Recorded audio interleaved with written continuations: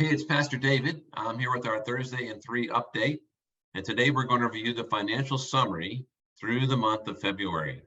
Let me put this on the screen.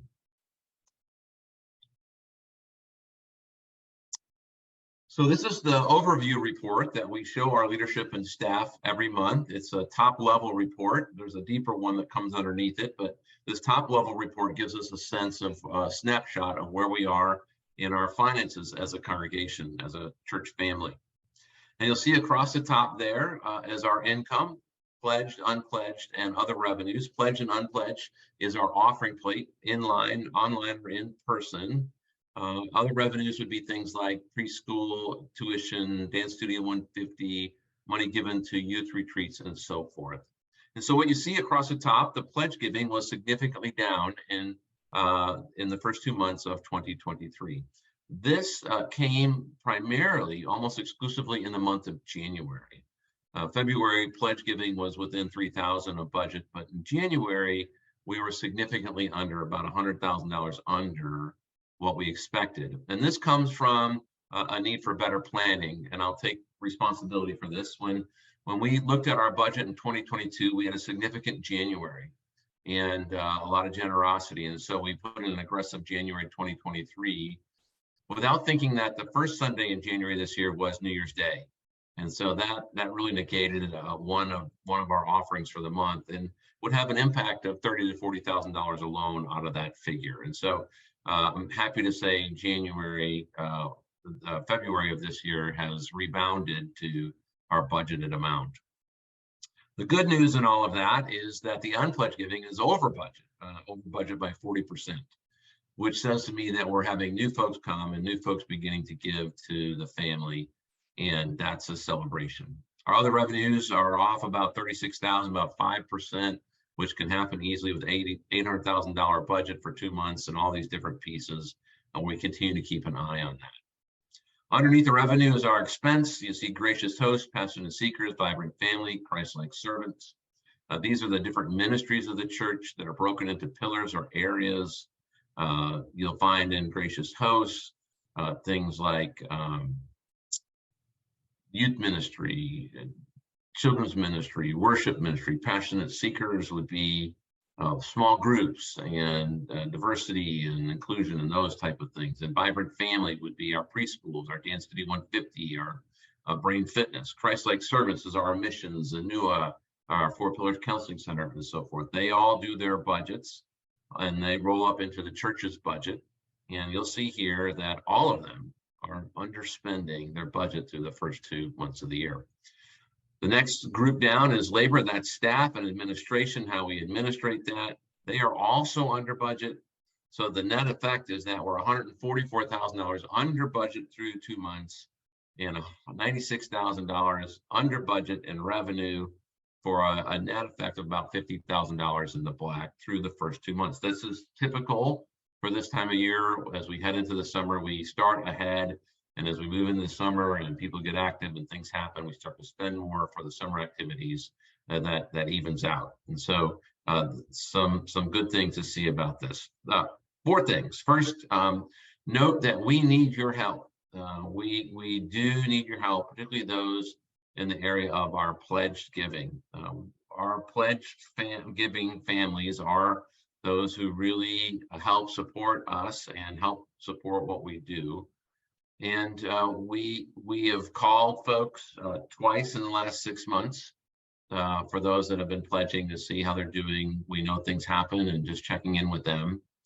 And we need folks to continue to lean into that to help bring that up, as we've counted on that as part of our giving.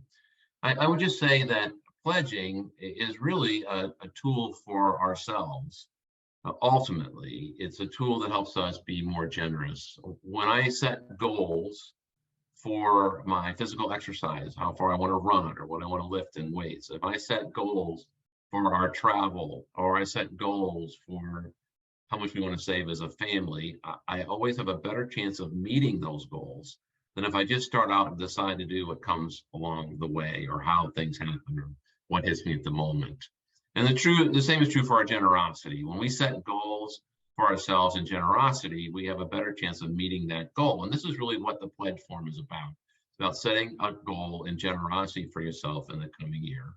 As a church, we know things happen. We know that people change jobs. We know people become ill. We know that banks fail. And so this is not written in concrete, but it does help our church have a sense of where we are and where our families are at, and also gives us a chance to check in. As I said, we've called folks that have pledged twice in the last 6 months just to check in and see how they're doing. So just encourage you, we need your help. If you're willing, please do that. Please know that pledging doesn't automatically renew. It has to be redone every year, and we would appreciate it if you would help us with that. Second, please note that the staff and the leaders of our church are being good stewards. They are underspending their budget. They are being careful and mindful that we keep within what we are given. And I celebrate that. Every category of expense is underspending at this point. As I said, that can't continue if we're going to do the ministries that we're called to do, but we're getting better every year at being accurate in what we spend in our budget. Third, you'll notice that the labor expense is also under budget. You'll recall we've been through several months of budgeting and looking at a shortfall in our projected income and our projected expenses. And we've talked several times about how fixed costs in 2023 exceeded any hope of growing our income. Insurance, health insurance, utilities, you know this from your home, just skyrocketed this last year. And we had a shortfall based upon what we received in income last year and what our expenses were going to be this year. And we went through an extensive process of trying to make those things match.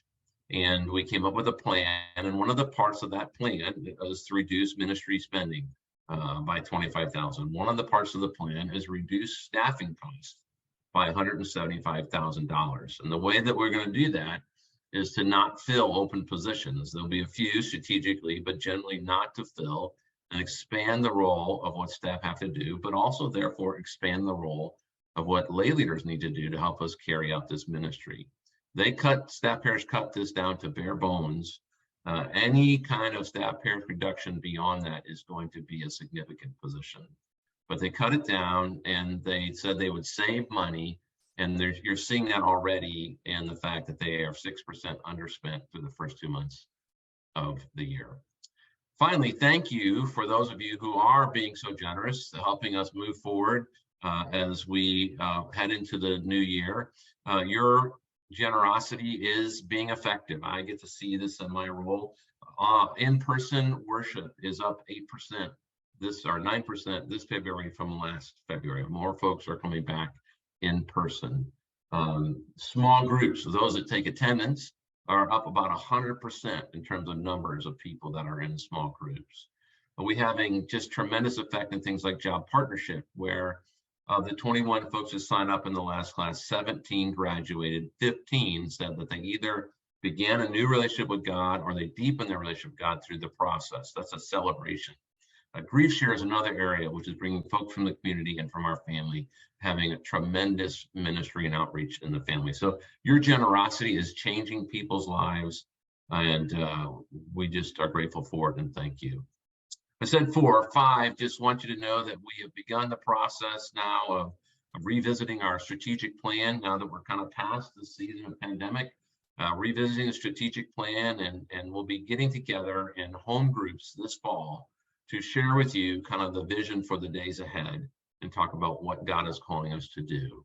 In the meantime, thanks so much for your kindness, your generosity, your presence, who you are. I will see you in church on Sunday.